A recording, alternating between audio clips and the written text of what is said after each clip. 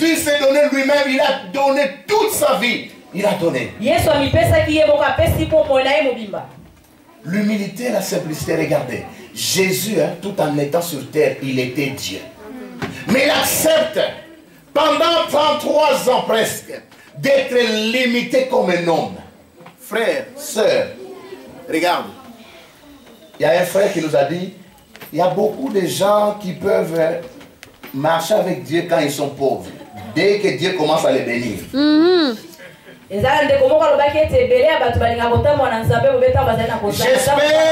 J'espère que tu es là. Et même quand Dieu va te donner un jet privé, tu seras encore là. J'espère que quand Dieu va t'élever, tu seras encore là. Mais il y a des gens qui sont là, qui disent, Bosé là. Dès qu'il aura, il change les amis. Mais l'humilité, la simplicité de Jésus, tout en étant Dieu, il est né sur une table. Toi, tu es né à la maternité de Brigman. On convenait de retaper.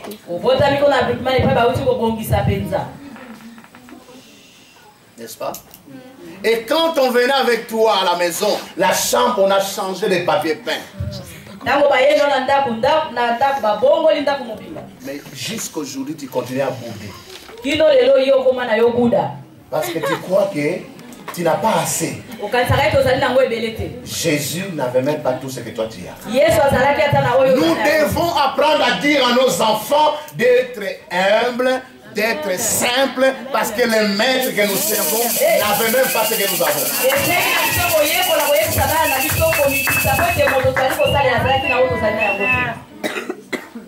Il a grandi. Comme je m'ai dit, puisque papa était menuisier. Alors, Joseph fabrique quelques tabourets. Heureusement, j'ai un tabouret. Il dit à Jésus, va vendre, comme ça on va acheter quelque chose à manger. Jésus, tout en étant Dieu, il prend ça, il met sur sa tête.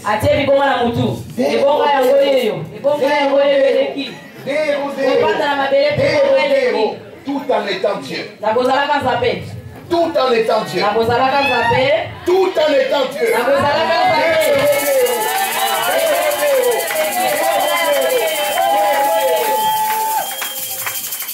Et quand il revient le soir, fatigué, maman dit bon, je fais les pondous, va chercher de l'eau. Jésus, tout en étant Dieu, il a grandi comme tous les enfants. Il a aidé son père, c'est les chants qu'on chante. Il travailla de ses mains comme travaillaient tous les gens de son époque. Et puis il est mort. Tous les gens respectables avaient des contrats qu'ils avaient signés avec Dela. Quand il mourait, on avait organisé déjà les obsèques avec Dela. Il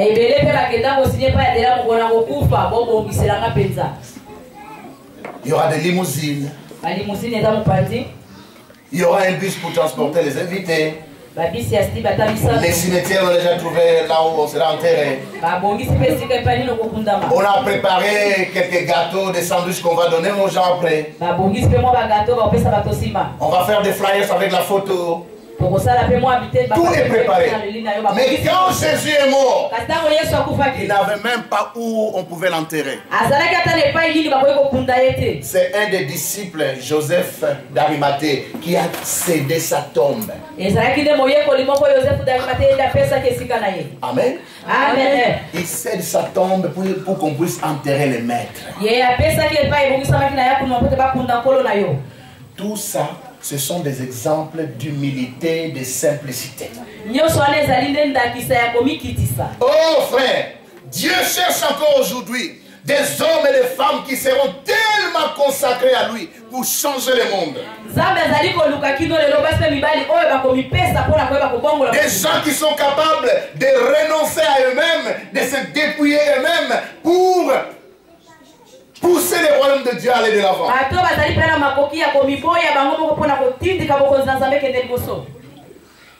Mon pasteur, Jacques Vernon, a été enterré dans un cercueil qui était juste du bois de coffrage. Du bois de coffrage, ça c'est trop beau. Ça c'est trop beau. C'était du bois de coffrage. Et il a choisi pendant qu'il était vivant, il dit, pourquoi c'est pour ce corps qui va pourrir dans la terre? Quand vous allez faire toutes ces dépenses, je ne serai plus là.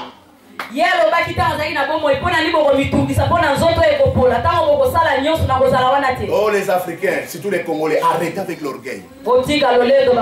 Arrêtez avec le culte de la mort.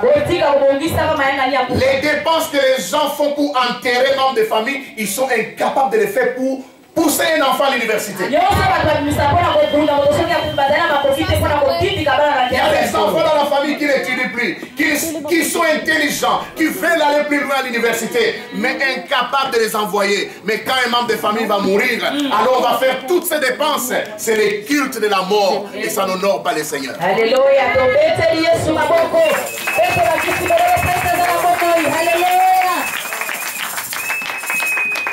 Quand nous venons dans la maison de Dieu, soyons simples, soyons humbles, parce que nous ne sommes pas plus grands que Jésus, qui s'est humilié et qui est devenu notre serviteur.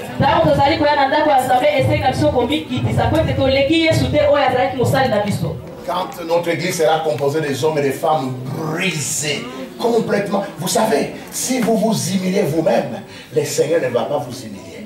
Mais si vous voulez toujours vous élever, Dieu va vous humilier. Alors vous comprendrez qu'il fallait s'humilier avant.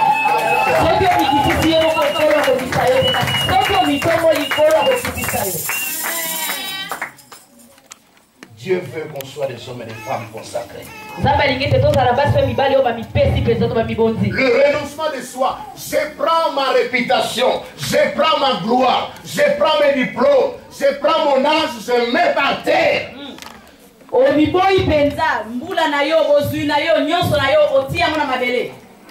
Alléluia. Amen. Marchez sur tout ça pourvu que je sois à votre service. Un esprit de sacrifice. Frère, il y a des périodes où vous devez entrer dans votre maison, vous regardez. Je vais me dépouiller de certaines choses. Il y a des gens qui en ont plus besoin que moi. Vous savez, parfois, quand on va en Afrique, on revient, la valise elle est vide. Et ça fait beaucoup de joie. Amen. Et vous savez quoi? Si vous ne faites pas ça, vous n'aurez même plus de place dans votre garde-robe. Mais quand vous videz la garde-robe, vous videz vos chaussures, vous serez étonné que quelques temps après, sans fournir d'efforts, c'est encore rempli. C'est le principe de la mer de Galilée. Frère, il n'y a pas de bonheur d'être le seul riche dans la famille. Il n'y a pas de bonheur d'être le seul riche dans la famille. Il n'y a pas de bonheur. Mais il y a des gens qui aiment pour que tout le monde dépende de lui. Quand il descend, même les plus vieux vont s'agenouiller parce que c'est le seul qui a des moyens.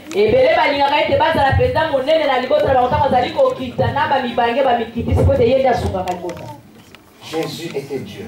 Il s'est humilié lui-même.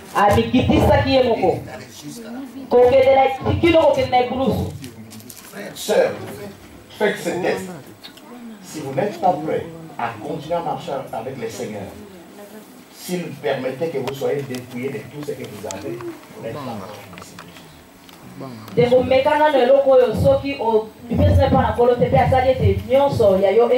Prends tout ce que tu as.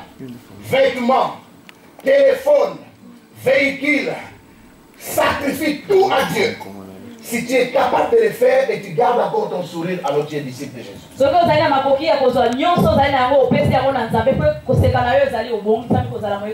Frère, c'est quoi une blouse? C'est quoi un costume? C'est quoi les chaussures? Les jours que tu meurs, pour ça, ne signifie rien. C'est pourquoi Jésus dit que sert-il à un homme de gagner le monde entier s'il perdait son âme?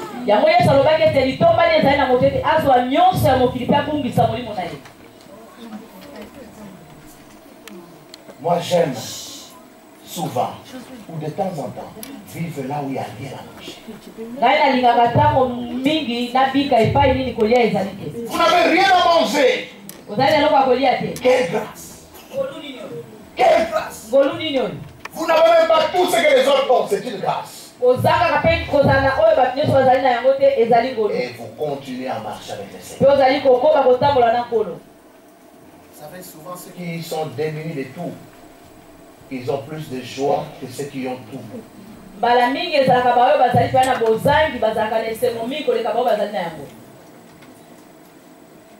Quand vous mettez Dieu, vous devez être capable d'avoir la paix, la joie, le bonheur sans aucune autre chose.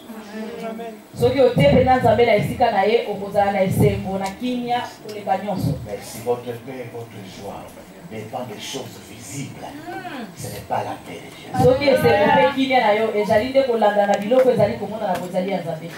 Comment Jésus peut traverser ce monde? Il s'est dépouillé de tout, lui qui était Dieu, et moi qui ne suis que son enfant, son disciple, je crois être disciple de Jésus. Ici, tout le monde vient de la Gombe. Ici. Tout le monde vient de la Gombe. Moi, je viens de la Gombe. J'étais toujours premier de ma classe. C'est comme ça que les gens disent la grâce de Dieu dans leur vie. Si tu réalises où Dieu t'a ramassé, loué à ma loué car. Il n'y a pas de route. Mais tu marches avec ton Dieu. Alléluia. Alors, regardez les gens.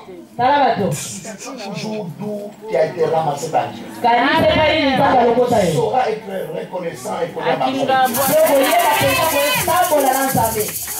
Tu n'avais pas une chambre à toi. Ça c'est vrai. Un matelas complet à toi. Il y en avait pas. Alors maintenant, avec ce que tu as, tu continues à bouder. Quand Dieu regarde,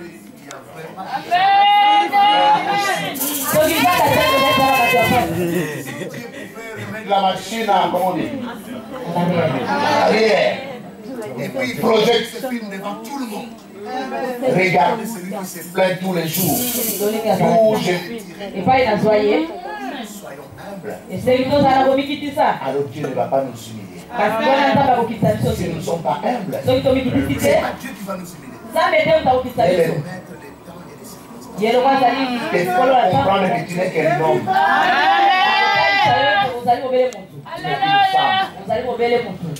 Ayez la joie de raconter votre histoire.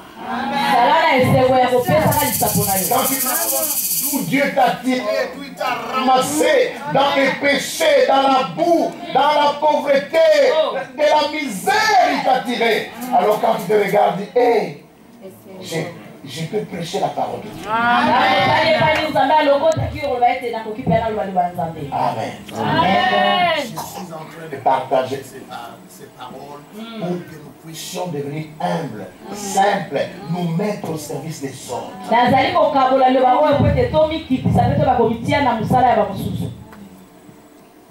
Si nous sommes tellement simples, nous sommes tellement humbles, nous pouvons nous débarrasser de beaucoup de choses inutiles. Et pousser le royaume de Dieu. Nous, on a vu des hommes et des femmes qui pouvaient se dépouiller de tout ce qu'ils avaient pour que l'église puisse avancer.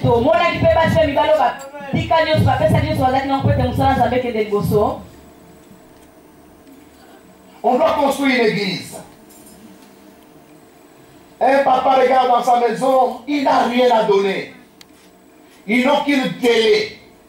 C'est la seule chose de valeur qu'ils ont à la maison. Il explique aux enfants. Dieu est prioritaire. Amen. On va construire une maison pour les Seigneurs. Je vais donner cette à l'église. Ils vont vendre. Ça sera la contribution de notre famille.